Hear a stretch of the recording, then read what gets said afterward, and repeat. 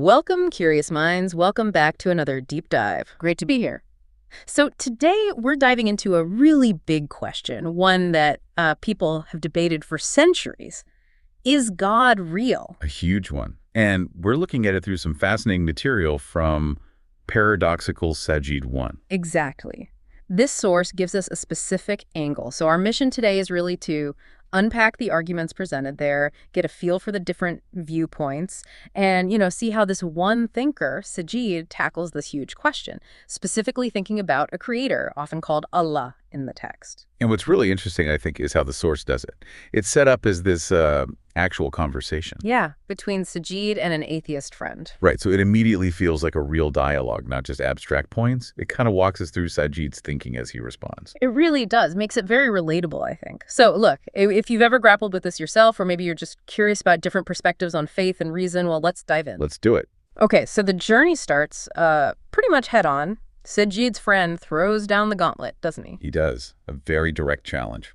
Asking, basically, is it rational, believing in something you can't see or touch?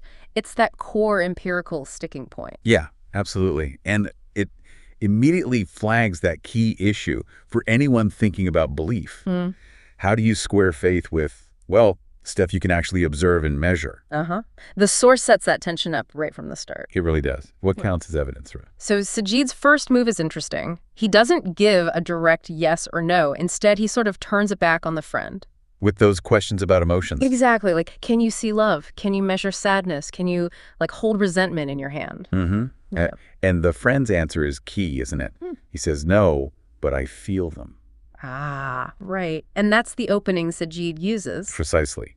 He draws this really powerful parallel. He's basically saying, okay, just like we know these abstract emotions exist because we feel them internally, maybe the existence of God is something you can also understand or feel, even if God isn't something you can, physically perceive. So it's like suggesting there are different ways of knowing, beyond just the five senses. Exactly. Expanding the idea of what counts as real or known, not purely empirical data. Okay, so building on that, Sajid then shifts gears a bit. He brings science into it. Right. This is where it gets really interesting. He talks about the vast, subtle planning he sees in the universe. He points to specifics like Earth's orbit being just so. The distance from the sun. Oxygen levels, the amount of water, all these things that are incredibly fine-tuned for life. And he actually uses that term, doesn't he? Fine-tuning of the universe. He does. Which is, a big topic in physics and cosmology itself. Absolutely. The fine-tuning argument is, well, it's pretty central to a lot of these discussions. The idea is that the basic physical constants and conditions of our universe seem incredibly precise. Like if they were just slightly different. Life as we know it just couldn't exist. So Sajid uses this to argue, well, this precision probably isn't just random chance. And he uses that analogy, right? The monkey one. Oh, yeah, the monkey at the typewriter analogy. It's vivid. It really is. He says arguing it's all chance is like saying a monkey randomly typing ended up writing a Shakespeare play. Yeah, okay, that makes the point very clear. The sheer improbability he's getting at. Exactly. It's not just complex. He's suggesting it looks designed, purposeful. But then, of course, the friend pushes back with the standard scientific explanation. As you'd expect. Things like natural processes, the Big Bang, evolution. The idea being these explain everything without needing, a designer figure. Right, and this is a crucial point in the debate. Sajid doesn't necessarily deny these processes happened, Okay. but he questions their origin and nature. So for the Big Bang, he asks, did it just happen by itself? Like, from absolutely nothing. Right. Questioning the ultimate cause. Exactly. And with evolution, he asks, did this process become so goal-directed on its own?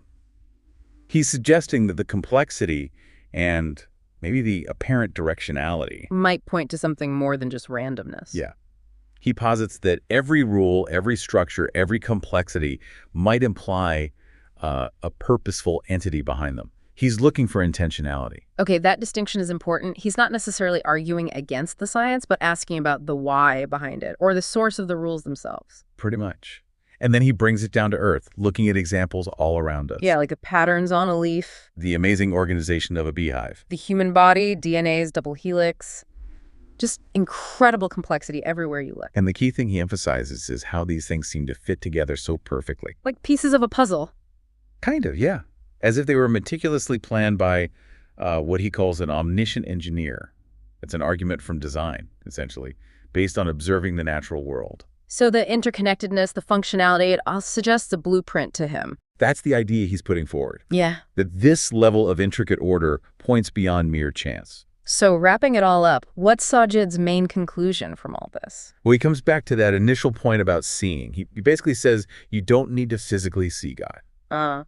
His creation, the universe, nature, all of that, that's enough evidence to know him. And he uses another analogy there too, right? About the sun. Yeah, a really nice one. He says, just as we understand the light of the sun without seeing the sun itself. Similarly, we realize the existence of God without touching him. It's about recognizing the source through its effects, its manifestation. So knowledge through indirect observation and inference? The evidence is supposedly all around us. That's his argument. You just need to look. Okay. So this deep dive into Paradoxical Sajid1, it's given us a really compelling perspective. Sajid argues that the sheer complexity, the apparent design, the fine-tuning of the universe, and even our own experience of unseen realities like emotions. Yeah, all of that points towards a creator. It definitely pushes us to look beyond just what's immediately in front of our eyes, doesn't it? To consider the implications of the world we live in. It does. Now, obviously, as you said, this is one perspective presented in the source. Absolutely. It's crucial to remember that. While Sajid builds a case for design here, there are, of course, many other viewpoints. Right. Philosophers and scientists offer different explanations for cosmic order and biological complexity.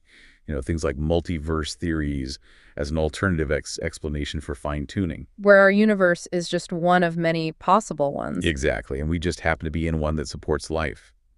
Or detailed evolutionary mechanisms explaining complexity without needing a preordained design. So our goal here isn't to settle the debate, obviously, but to really explore and understand the arguments Sajid presents in this particular source. It's a significant voice in this whole conversation. Definitely.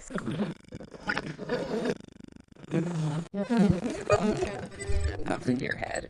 The source offers a suggestion. A simple exercise, almost. Yeah. Look around you. Feel in your heart. The idea being, maybe the answer becomes clear in a more personal way, like it apparently did for Sajid's friend in the story. It really invites that personal reflection, doesn't it?